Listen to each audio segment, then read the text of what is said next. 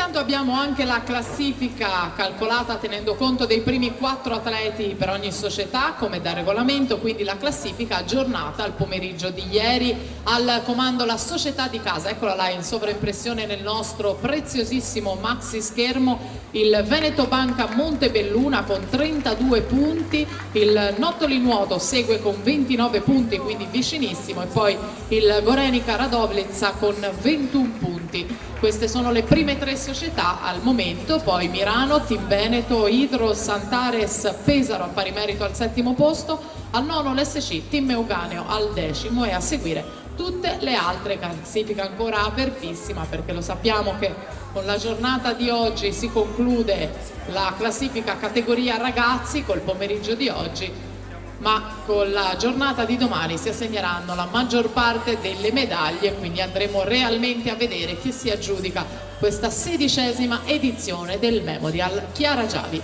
Siamo a metà gara intanto con questa serie 8, Margherita Cordiali è la più veloce fra le 4 atlete targate Veneto Banca Montebelluna, per lei 1:05 e 0:4 di passaggio ai 100 metri.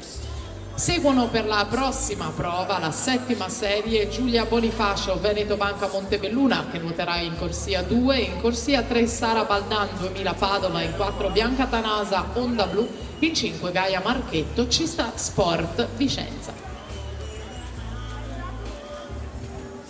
Cordiali ancora avanti, 1:40.00 davanti a Cervi, e Alessandra Massimo segue Katia Cagnato in 4ª posizione.